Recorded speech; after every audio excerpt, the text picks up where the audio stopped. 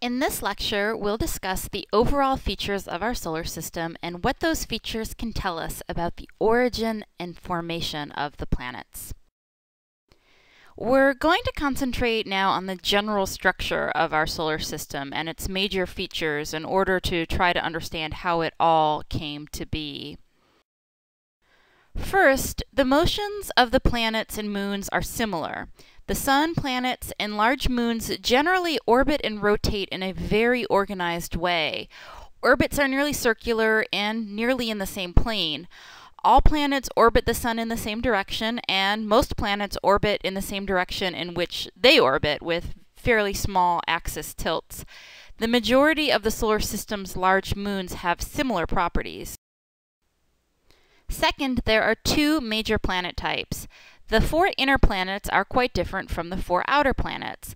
We call the inner planets, Mercury, Venus, Earth, and Mars, the terrestrial planets. These planets are relatively small and dense, with rocky surfaces and an abundance of metals in their cores. The Jovian planets, Jupiter, Saturn, Uranus, and Neptune, are much larger in size and lower in average density than the terrestrial planets.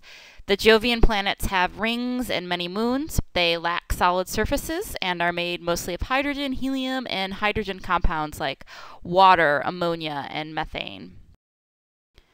The third major feature of our solar system is the existence of a swarm of asteroids and comets orbiting the Sun. There are millions of asteroids in our solar system. Many are thought to be the shattered remnants of planetesimals. These are bodies within our young Sun's solar nebula that never grew large enough to become planets. The majority of known asteroids orbit in the asteroid belt between Mars and Jupiter.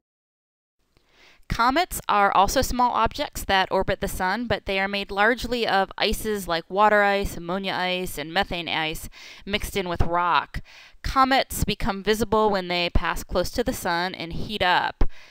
Comets have a wide range of orbital periods, ranging from several years to several millions of years.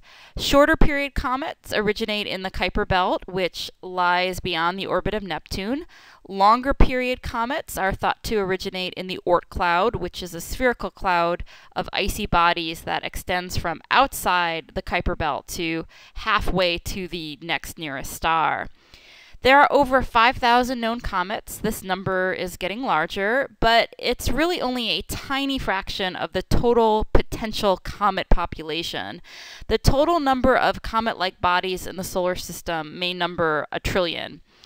Roughly one comet per year is visible to the naked eye, although many of these are rather faint and unspectacular. The fourth key feature of our solar system is that there are a few notable exceptions to the general rules. For example, while most of the planets rotate in the same direction as they orbit, Uranus rotates nearly on its side and Venus rotates backward.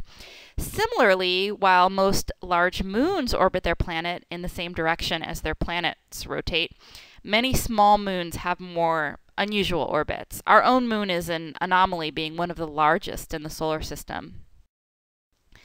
The collection of key features we observe offers us clues to the origin of our solar system and that of the many extrasolar systems we continue to discover. That's it for now. I'll talk to you again very soon.